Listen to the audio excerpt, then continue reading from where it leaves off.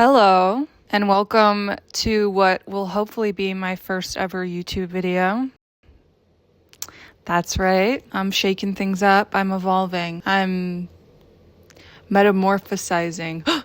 So I know this is totally left field, but today I'm going to be designing.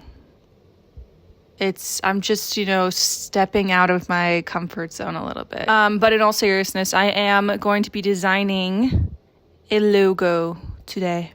/ a whole branding vibe. I like the hearts. Should I take them off though? I feel like they're distracting. I promise eventually things will get better from here in terms of quality.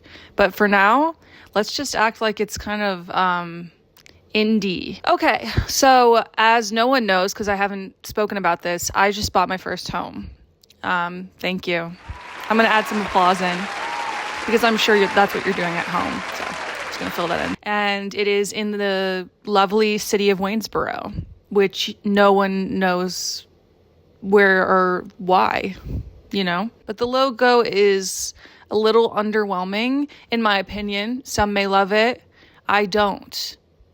So I'm going to be redesigning it today. No one asked, so let's get started. I've already worked up a sketch that I'm happy with in Procreate on my iPad. I'm gonna let it just exist somewhere here. So hopefully you're seeing it right now. And I wanted to take certain pieces from the existing logo, such as the mountains, if you will, the sun, the river. These are things that are existing in this city, but those will be major components that I'm using in my design. And something else I wanted to incorporate, which I love doing with my logos, is taking a letter, usually the first letter in the name of the brand, and trying to work that in subtly into the logo somehow. So obviously, town's called Waynesboro, city, town, I don't know.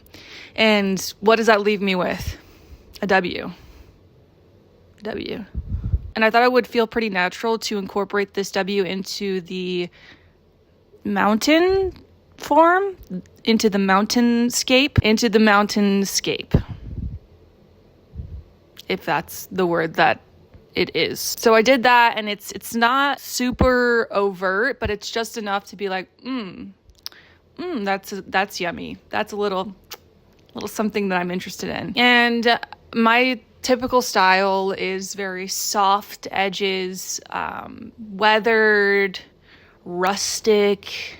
And so I am bringing that all into this logo, and you can see it forming in the sketches. And from here, we take it in here into this computer that I'm currently recording on. And this is where things start getting serious. It's not just doodles anymore. This is life or death. This is vector. So what I do most of the time is I will take a sketch and I will refine it pretty far in Procreate. Then I will bring it into Adobe Illustrator and vectorize it using the image trace command, tool, whatever.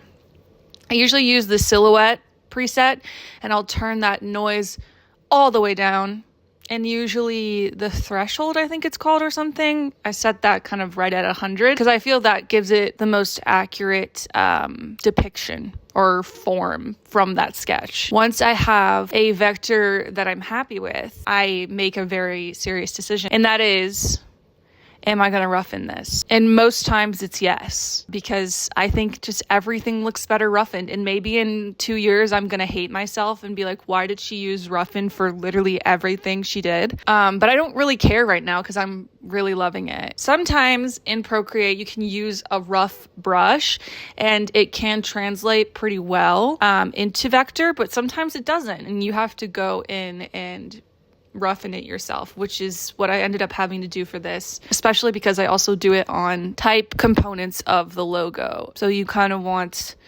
the amount of roughness to be cohesive throughout all of that.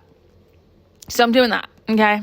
I feel like I'm just talking about logistics here. Let's talk a little bit more about this specific logo. I want the vibe to be rustic, but I think a little more modern than where it sits. I think the colors that they're using in the current logo are just a little too jarring.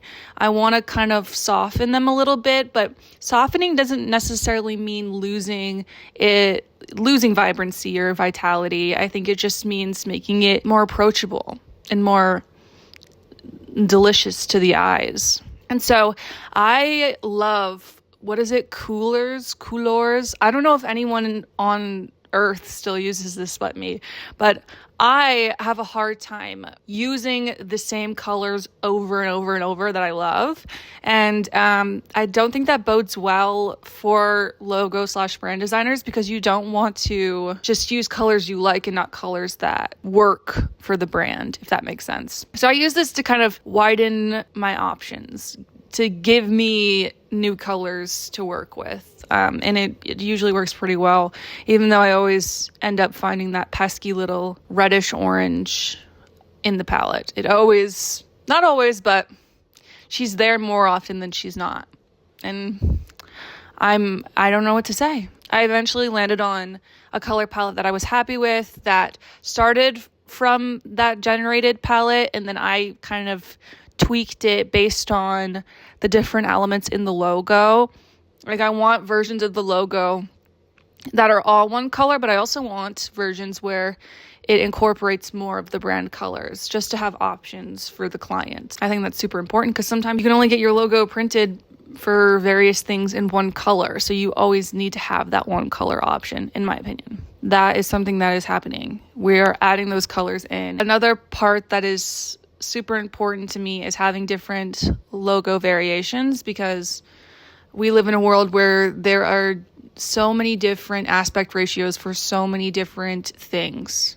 It would be great if everything could just be 1080 by 1080, but that's not the world we live in. We don't live in a perfect world.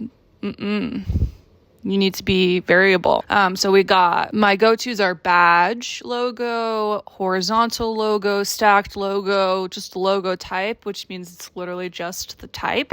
But for this logo type, horizontal logo-ish, it's kind of both, I wanted to not include the logo mark, because sometimes it can just be a lot and you just want the name and that's it.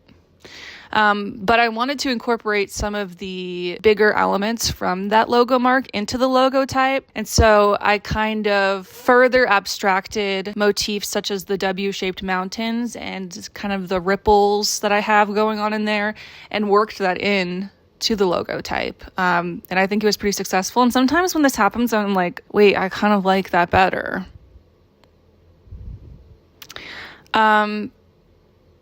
I don't know what to say. And that's the beauty of logo variations. You can have certain elements that only exist in certain logo variations. You can do what you want. A logo doesn't just need to be one singular thing. It's a whole masterpiece, you know? Not saying that my work is a masterpiece. I would never say anything good about myself. And so sometimes when logos are looking a little boring, it's another cheat code to just add in random shit, which I've done. Not so random, actually. It is the established date, which I think used wisely can be good. And I think for this town, it makes sense. People care about that stuff, I think. I don't know. Anyways, this town, based on Wikipedia, was established in 1801. So we're just going to sprinkle that in to different areas. Yes, adding an established date, perhaps a location. These things can be good if used intentionally. Because sometimes it's like, girl, you were established in 2024. That's not giving me any confidence in this business. Usually I think it's supposed to give you some confidence in the institution or whatever the brand is, because you know that it's lived a long life and is therefore more trustworthy. I don't know. I've met some old people that are not trustworthy, so no hate to old people out there if you're watching. So patterns are a thing. I love doing patterns because they just make the most mediocre designs look 10 times better. There's just something about a component being repeated an infinite amount of times that makes it look just so good. And I don't know what's up with that. But basically, I will take components from the brand, different pieces of maybe the logo mark or some other asset that I've made, and I will see how it works together in a pattern. For this project specifically, I found that like a couple variations had a good thing going. And so that's what you'll see. I think I've gotten things to a point where I'm happy with the base of the brand, colors, logo variations, type. And for the type, I just went with like a simple font, which I will tell you right now what it is. P22 Underground Medium. Super catchy name on that one. Oh, P22 Underground Medium small caps. Excuse me. And for the subtext, I used DIN condensed bold. And those two together, iconic duo. Now that we've got everything working together very nicely, we are going to kind of just expand on this logic that we have developed. And by we, I mean me. Because I'm serious, this relationship's not working because you're not giving. I'm giving a lot and you're not giving.